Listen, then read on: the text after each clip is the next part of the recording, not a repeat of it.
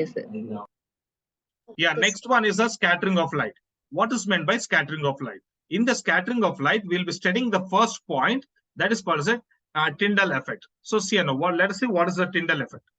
When a beam of light passes through a colloidal solution, whenever a beam of light passes through any of the solution, just like whatever I kept over here, if any beam of light passes through a colloidal solution, then the path of the light becomes visible due to the scattering of the light by the colloid particles. If a light is passing through any of the colloidal solutions, then what happens? The path of the light, you can see now, this is what I'm talking. If the light is passing from here, you can see the path of the light. Here also you can see the path of the light.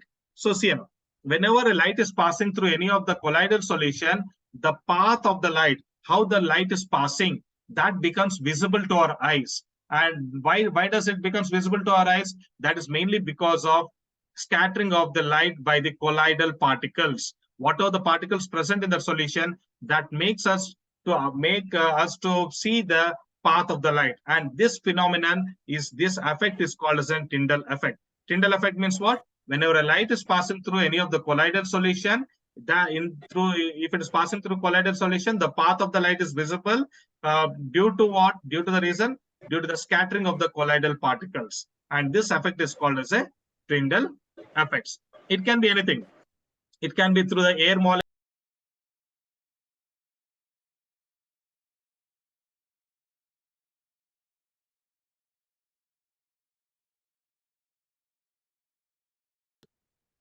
So now we have understood what is meant by Tyndall effect here. So what is Tyndall effect? We have seen. Now let us see that application of the Tyndall effect in the atmosphere. So see now, the Earth's atmosphere consists of air molecules. It consists of air molecules, water droplets, and dust, smoke, etc. We know that the air is a part of all these different kinds of components.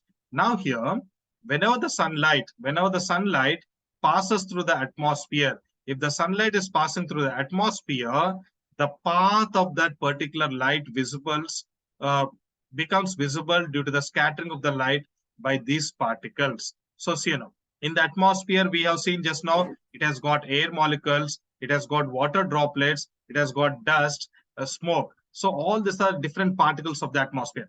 Whenever the light passes through this atmosphere, because of these particles, that light which is passing through the atmosphere will become visible to our human eye. Why does it is becoming visible to our human eye?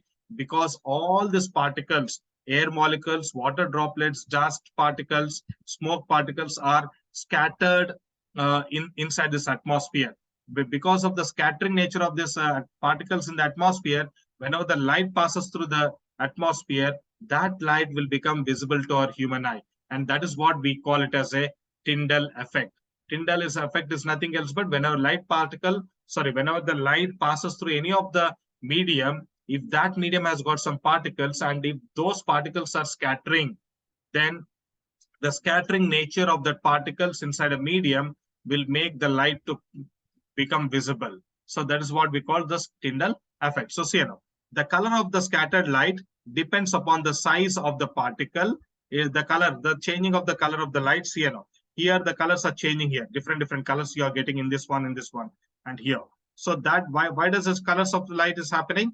That's changing of this colors is happening because of this one. The size of the scattered particles. It depends upon the colors. The changing of the colors or the color of the scattered light depends upon the size of the scattering particles. Very fine particles scatter blue light. Very fine particles scatter blue light, and the large particles will scatter different colors of light. Means if a particle is very thin, very small in its diameter, then those kind of particles will only try to pass the blue light, which we can see over here, pass the blue light. But whereas the particles which is very larger in size, those particles will make the light to appear as different colors depending upon the size of that particular particle. See now, this is a different kind of color which we see in this particular picture. So it depends.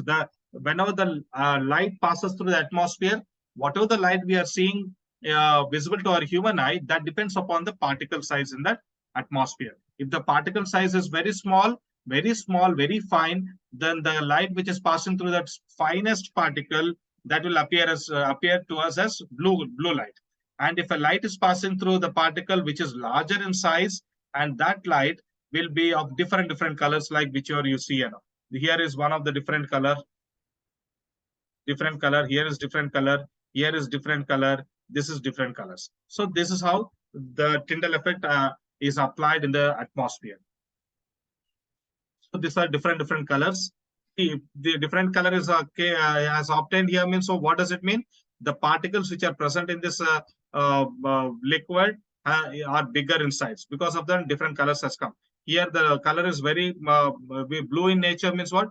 The particle size is very small or it's very fine. Because of that one, it can be visible as a blue color. Here again, the particle size is very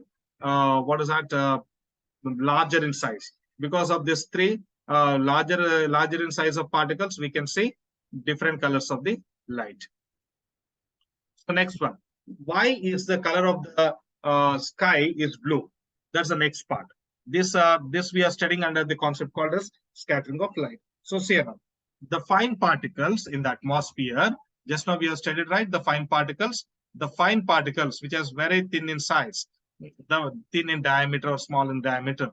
The fine particles in the atmosphere have the size smaller than the wavelength of the visible light. The size of these particles is what? Very small, and that is also smaller than the wavelength of a visible light. Because of that one, they can scatter the blue light when which has a shorter wavelength. Blue light has shorter wavelength than the red light. Red light will have the bigger wavelength, because since it has got bigger wavelength, which has a longer wavelength, we can say that because of this reason, where red light has got longer wavelength or bigger wavelength, because of that particular reason, we see the red light everywhere. It is seen on the ambulances, it is seen on the police vehicles, it is seen on the on the any of the telecom towers. It is seen wherever it is required, like which has to be kept as a indication for alert. There we see the red lights. Well, even if it is at the far distance, we can see that red light very easily. What is the reason behind that one? The red light has got the very longer wavelength. And which color has got lesser wavelength? That's a blue light. Blue light has got the shorter wavelength, and the red light has got the longer wavelength. Since the particles, the white light which passes through the finest particles in the atmosphere, your atmosphere or the sky looks as a blue color. So see now, when the sunlight passes through the atmosphere, the fine particles in the atmosphere scatter. These fine particles, which are smaller in size, they scatter, and because of the scattering of the fine particles, the blue color more stronger than the red. So that's why the sky appears to be blue in color.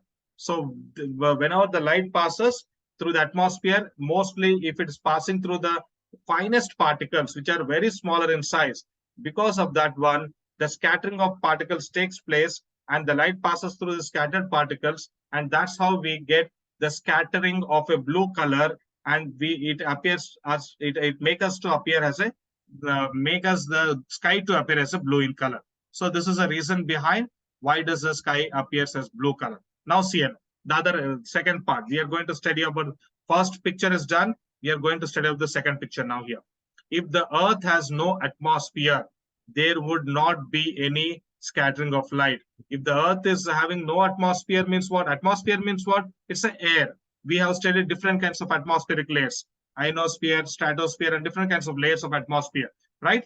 If earth does not has got that particular air inside that one, if the earth has no atmosphere, there would not be any kind of scattering of light, and then the sky would appear as a dark color. Sky would have been appeared as a dark color. The sky appears dark at very high altitudes. When the sky will appear as a dark whenever we go up in the altitude. Means what? When we go up in the altitude, means what? If you go up from the Earth's surface, the atmosphere levels also will go down. If the atmosphere is not there in that altitude, at that particular height, ultimately the sky looks like a dark in color. So this is called as a scattering of light. And how does the sky appears to be blue, and why does the sky appears to be dark if there is no atmosphere?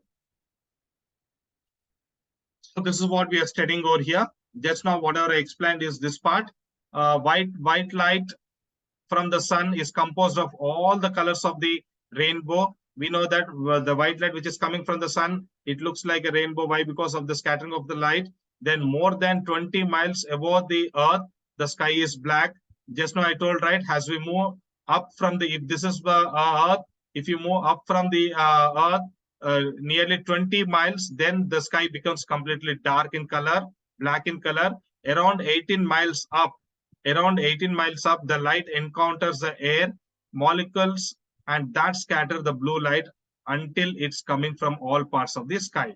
So where until, see now, if this is the Earth's surface, if you go to the height of 20 miles, here you see the sky appears as a completely black color. But at the verge of 18 miles from Earth to 18 miles in the upward, here at the 18 miles, the light will encounter the atmosphere of the earth, and because of that atmosphere of the earth, the sky looks like a blue in color. So beyond this 18 miles, your sky looks like dark in color only. So this is what we call it as an this is about how the sky looks as blue in color. What is the distance? The sky looks as blue in color from earth to 18 miles in the upward direction. Means in the upward direction. Whenever it reaches to 20 miles from earth, the sky completely looks like a dark in color. That's black color. Why? Because there at 20 miles, slowly from 18 to 20, slowly what happens? The atmosphere goes on reducing. Once the atmosphere goes on reducing, it will be completely pitch dark. So next one, the color of sky at sunrise and sunset. So see now, what happens? The color of sky at sunrise and sunset. Let us see now. At sunrise and sunset, the sun here. At the sunrise and sunset, the sun is nearer to the horizon, and the light from this sun travels through the thicker layers of the atmosphere. Whenever the sun, if this is called sunrise and sunset, if let me say, let me where to take it as sunrise and sunset. Let me call this one as a sunrise, and let me call this one as a sunset. Okay, this part is sunset.